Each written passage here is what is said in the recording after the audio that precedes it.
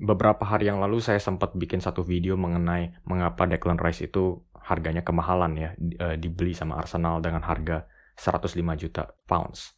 Tapi mungkin di video itu saya kurang menjelaskan, walaupun dia harganya agak sedikit kemahalan, dia itu tetap menjadi pemain yang sangat spesial untuk Arsenal. Jadi kita mulai video ini dengan satu prediksi dari David Moyes ya, yang dia berikan pada Februari tahun 2020.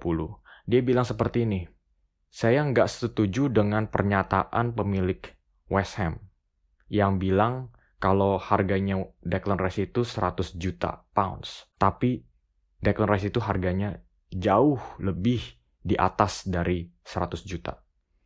Jadi ini mungkin untuk informasi, mungkin bukan informasi yang sangat penting, tapi ini menurut saya lumayan menarik karena ternyata memang terrealisasikan. Harganya Declan Rice itu di atas 100 juta. Dan David Moyes sempat memprediksi hal ini 3 tahun yang lalu.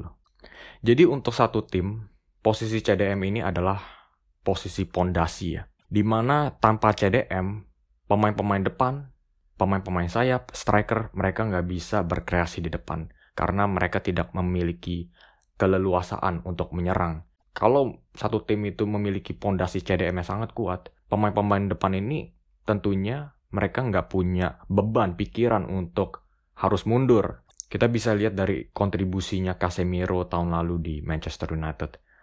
Situasi Manchester United lagi terpuruk, Casemiro terus datang, semuanya langsung membaik. Itu karena posisi Casemiro di CDM inilah yang memberikan keleluasaan untuk Marcus Rashford dan Bruno Fernandes dan Calvin Phillips di Leeds United. Sejak kepergiannya dia ke Manchester City, Leeds langsung terdegradasi. Dan sama juga dengan Wilfried Ndidi di Leicester. Ketika performanya menurun, Leicester langsung terdegradasi tahun lalu. Jadi kita nggak bisa pungkiri lagi, posisi CDM ini memang adalah posisi yang sangat penting. Satu tim harus membenahkan dulu posisi ini, baru mereka bisa mikirin posisi lain. Dan akhirnya Arsenal membeli Declan Rice. Jadi ini sungguh menarik karena posisi CDM ini Arsenal sebetulnya sudah memiliki Partey ya. Tapi Declan Rice itu mungkin adalah sebuah rencana jangka waktu lebih panjang. Karena Partey itu umurnya udah 30 dan mungkin akan dalam 1-2 tahun mendatang ini akan mengalami penurunan. Kalau kita lihat dari sejarahnya Declan Rice, dia memulai karir di West Ham itu sebagai satu center back. Akhirnya dia melakukan evolusi menjadi CDM. David Moyes merasa kemampuannya Declan Rice itu agak sedikit terbuang di center back. Akhirnya dia digunakan di posisi CDM ini. Ini juga sangat menarik karena dengan dia bermain di posisi center back ini, dia mempelajari ya banyak-banyak hal dari posisi tersebut. Dia mempelajari bagaimana dia melakukan duel-duel di udara, bagaimana melakukan tackle, bagaimana melakukan intersepsi, dan juga dia mempelajari bagaimana pergerakan pemain-pemain penyerang lawan. Ini semua dipelajari dari posisi center back, yang akhirnya sangat berguna sekali di posisi CDM tersebut. Declan Rice di posisi CDM ini ya, sangat berguna ya, karena ini seperti kalau di mata lawan itu seperti melawan satu center back tangguh lagi, tapi posisinya itu di CDM.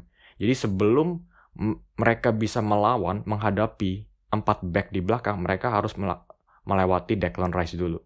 Jadi ini suatu hal yang sangat menyeramkan ya untuk tim-tim yang akan melawan Arsenal. Karena seperti yang kita tahu, di belakang Declan Rice itu akan ada William Saliba. Jadi ini saya lihat seperti 2 final boss ya, kalau kita main game begitu. Jadi sebelum kalian bisa berhak melawan William Saliba, kalian harus lewati Declan Rice dulu, oke? Yang pastinya juga mungkin lebih tangguh dari William Saliba. Jadi ini adalah suatu hal yang mungkin yang bisa kita bilang ya. Kalau satu tim sudah merasa kalah dulu sebelum pertandingan dimulai, pertandingan itu sebetulnya sudah usai. Nah, evolusinya Declan Rice dari posisi center back ke CDM ini bisa kita lihat dari statistik operan-operannya dia. Kalau kita lihat ya, dari 2017-2018, operan-operannya Declan Rice ini ya, nilainya merah semua. Tapi kalau kita lihat perkembangannya dalam 5-6 tahun ke depan, itu langsung hijau semua. Jadi bisa kita lihat kalau Declan Rice itu ya dalam segi operan itu mengalami kemajuan yang sangat pesat. Dan mungkin David Moyes juga melihat hal ini dan akhirnya memindahkan dia dari posisi center back ke CDM karena dia mungkin merasa kemampuan Declan Rice ini agak sedikit terbuang kalau dia bermain di center back, karena kalau dia bermain di posisi CDM dia bisa menjadi motor serangan. Nah, ada satu statistik lain yang sangat berguna dalam posisi CDM ini, yaitu progressive carry. Kalau kita lihat di tahun 2017-2018 dia melakukan progressive carry 1,13. Nah, kalau kita bandingkan dengan 2022-2023 tahun lalu, progressive carry-nya itu 2,42. Hampir 2 kali lipatnya dari 6 tahun yang lalu. Jadi, nggak cuma operan aja, tapi dalam soal dribble dia juga mengalami kemajuan yang sangat pesat. Dan tentunya kemampuan dribble ini sangat penting buat Declan Rice di posisi CDM ini. Karena ketika dia ingin melakukan operan-operan ke depan, pastinya pemain lawan itu akan melakukan pressing. Terlebih lagi kalau dia tahun depan akan bermain di Arsenal. Makin banyak tim yang akan mencoba untuk nge-pressing Declan Rice dan mencoba menutupi jalur operan Declan Rice. Oke, dan ketika jalur operan ini ditutup, dia nggak cuma satu dimensi aja, dia punya senjata lain di mana dia itu bisa melakukan dribble. Jadi ini adalah bahan pertimbangan untuk pemain-pemain yang mencoba untuk mempressing Declan Rice. Senjatanya dia itu nggak cuma dalam operan, tapi dia juga bisa membawa bola tersebut ke area lebih depan. Nah, mungkin sekarang kita agak sedikit menjauh dari statistik dan kita mulai memasuki ke analisa eye test. Apa sih yang dibawa Declan Rice ke Arsenal itu? Ya tentunya alasan pertamanya dia dibawa ke Arsenal itu ya kualitas defensifnya dia. Dia itu punya kemampuan untuk mengcover banyak area sekaligus. Dia punya kemampuan tackling yang bagus, antisipasi yang bagus, intersepsi yang bagus. Jadi kita bisa bilang kalau dari segi kualitas dia tuh sangat mirip dengan N'Golo Kante. Mungkin bukan dengan gaya merebut bola ya, tapi mungkin dalam segi kualitas dia itu adalah satu CDM yang sangat penting sekali untuk satu tim. Mungkin N'Golo Kante itu lebih menggunakan akselerasi ya, dan Kante itu dia kalau lagi nekel dia tuh selalu menggunakan seluruh berat badannya itu ke dalam tackle-nya dia. Makanya walaupun dengan badan kecil dia itu bisa melakukan tackle yang sangat keras dan akurat. Itulah N'Golo Kante. Nah, kalau Declan Rice itu mungkin lebih menggunakan langkah kakinya yang panjang ya untuk mencoba mengejar pemain-pemain cepat lawan. Nah, sekarang kita coba melihat apa sih rahasianya Declan Rice, kenapa dia itu sangat jago sekali dalam merebut bola. Kalau kita lihat dari sisi pemain yang mencoba melakukan dribble ya, mereka itu selalu ada dua opsi, yaitu mereka bisa masuk ke sisi kiri atau masuk ke sisi kanan. Nah, apa yang akan dilakukan Declan Rice itu, dia akan mencoba menutupi satu sisi. Jadi misalnya ya, pemain ngedribble ada dua opsi nih, masuk kiri atau kanan. Nah, Declan Rice itu coba untuk menutupi sisi kanan dulu. Nah, akhirnya sisi kiri ini yang terbuka kan, ini otomatis menjadi jalan alami untuk ngedribble tersebut, untuk melakukan dribble, ya kan. Nah, akhirnya dengan dia menutupi satu sisi tersebut, Declan Rice itu bisa mengantisipasi. Dia bisa bersiap-siap untuk melakukan tackle di arah yang sebaliknya. Jadi ini yang dilakukan Declan Rice ketika dia menghadapi pemain Brighton tersebut. Dia mencoba menutupi satu sisi kanannya pemain Brighton tersebut, dan akhirnya pemain Brighton tersebut merasa dia nggak bisa masuk ke kanan, akhirnya masuk ke kiri. Nah, tapi Declan Rice juga sudah mengantisipasi. Nah, ini juga salah satu contoh yang sangat baik ya, bagaimana Declan Rice itu bisa membaca situasi dengan baik. Pemain Southampton, dia punya dua pilihan. Dia bisa masuk ke kiri atau masuk ke kanan. Tapi yang pinternya, yang jelinya dari Declan Rice ini, dia melihat kalau pemain Southampton ini masuk ke kiri, dia mendapatkan dukungan dari 4 pemain West Ham. Sedangkan kalau pemain Southampton ini masuk ke kanan, ruangnya itu jauh lebih kosong. Jadi dia sengaja membiarkan ruang masuk ke kirinya ini terbuka lebar. Dan dia lebih memfokuskan untuk melakukan tackle ke arah kanan. Dan itu memang benar penilaian Declan Rice, karena pemain Southampton ini juga merasa secara intuisi ruang kanan itu lebih kosong dan dia akan mencoba masuk ke kanan. Tapi Declan Rice berhasil membaca situasinya dengan sempurna.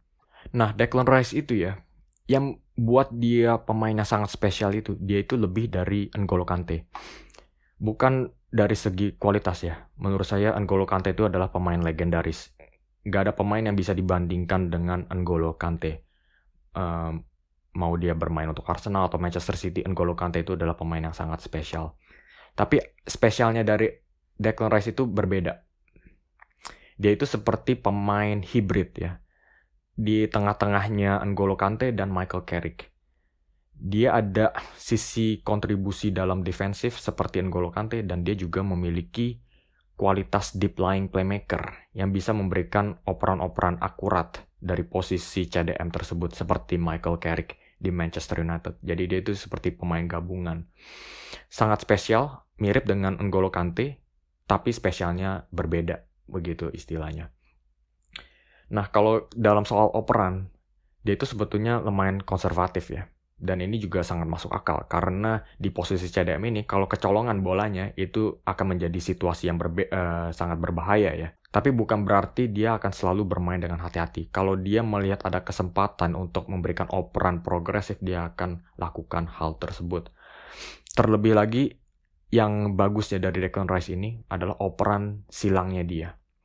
Dia lebih efektif operan silang dari sisi kiri ke sayap kanan. Jadi ini juga sangat berguna ya untuk pergerakan-pergerakan Bukayo Saka di sayap kanan ya. Karena seperti yang kita tahu, Bukayo Saka itu suka melakukan pergerakan ke area belakang garis pertahanan lawan. Jadi umpan silang dari Declan Rice ini akan sangat membantu sekali pergerakan Bukayo Saka. Nah, kemampuan melakukan operan silang ini juga sangat cocok ya dengan gaya bermain Arteta. Arteta itu ya, dia suka melakukan proses build up-nya itu dengan memulai serangan di satu sisi dulu. Misalnya dia memulai serangan di sisi kiri dulu. Nah, akhirnya tim lawan juga akan condong ke sisi kiri tersebut dan akan meninggalkan ruang yang lebih banyak di sisi kanan. Jadi misalnya Arsenal melakukan serangan di sisi kiri. Nah, Declan Rice akan coba untuk melakukan umpan silang ke sayap kanan, ke Bukayo Saka, yang pastinya ruangnya lebih besar. Dan ini sangat cocok sekali dengan keinginan Arteta. Dan ini menurut saya juga salah satu alasan kenapa Arsenal ini nggak cuma melihat kualitas defensif dari Declan Rice, tapi kemampuan umpan silang Declan Rice ini juga sangat berguna sekali untuk memulai serangan. Nah, nggak cuma dalam masalah operan, Declan Rice itu juga jago dalam melakukan dribbling. Apalagi ketika dia itu melakukan dribbling dari posisi dalam. Kalau kita lihat dari tim lawan ya, biasanya tim lawan itu kan melakukan parkir bus begitu. Nah, ini akan menyisakan ruang di bagian CDM-nya Declan Rice, dan Declan Rice ini juga dia bisa melihat ruang mana yang kosong. Nah, akhirnya dia itu dengan kejeliannya, oh ini ada ruang kosong, ya udah saya coba melakukan dribble. Jadi dia itu nggak sembarangan melakukan dribble ya. Tapi dia membaca situasi. Kalau itu memang timing yang cocok, dia akan masuk ke ruang itu.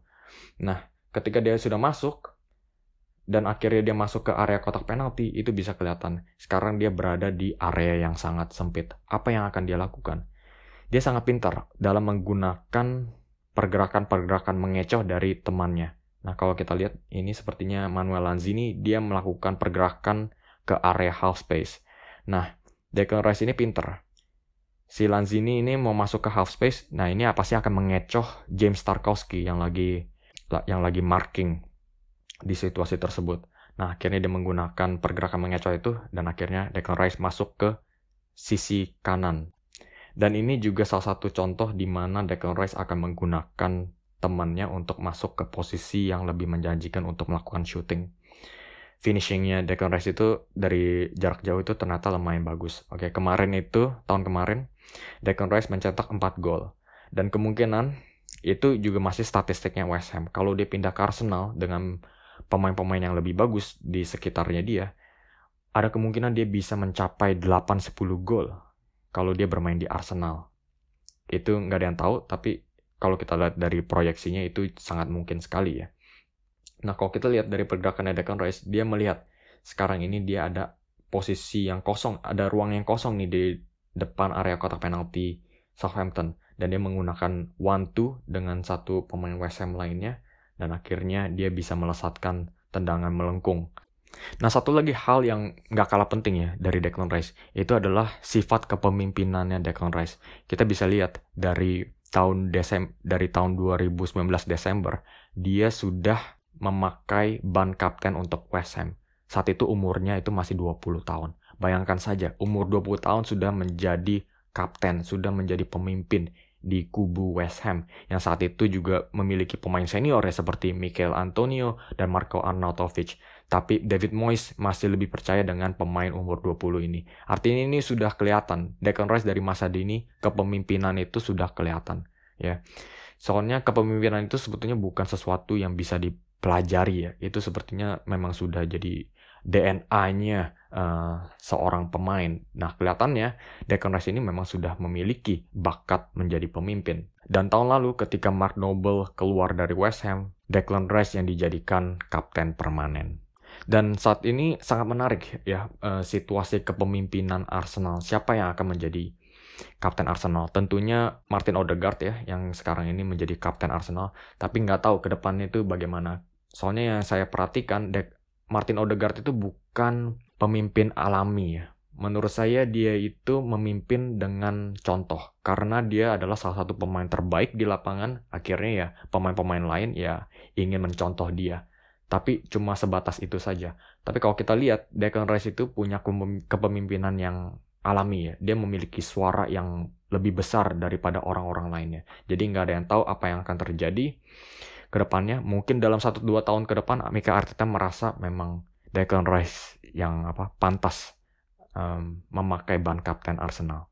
Oke guys, jadi ini adalah transfer yang sangat exciting ya buat semua penggemar Arsenal. Tahun kemarin itu Arsenal memiliki kelemahan di sisi defensif. Nah, dengan keberadaannya Declan Rice di depan William Saliba ini seperti menghadapi 2 final boss.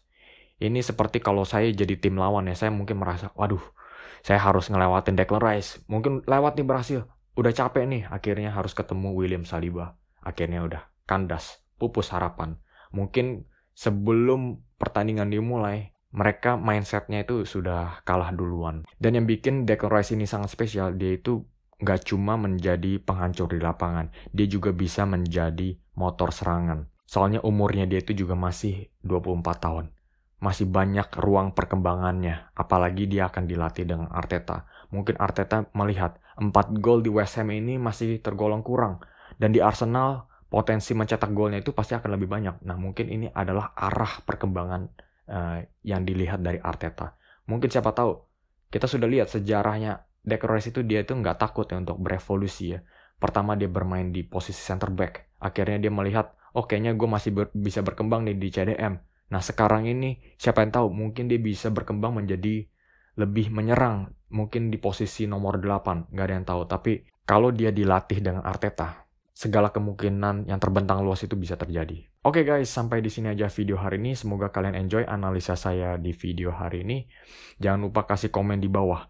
Ini adalah pembelian pentingnya Arsenal ya, di posisi CDM. Apakah pembelian sepenting ini akhirnya bisa membawa Arsenal ke puncak klasemen tahun depan dan akhirnya merebut trofi Premier League dari tangan Manchester City, yang seperti kita ketahui, mereka juga tertarik untuk memboyong Declan Rice di transfer window kali ini. Oke, jangan lupa kasih komen di bawah dan jangan lupa kasih like dan subscribe seperti biasa. Oke guys, sampai jumpa di video selanjutnya.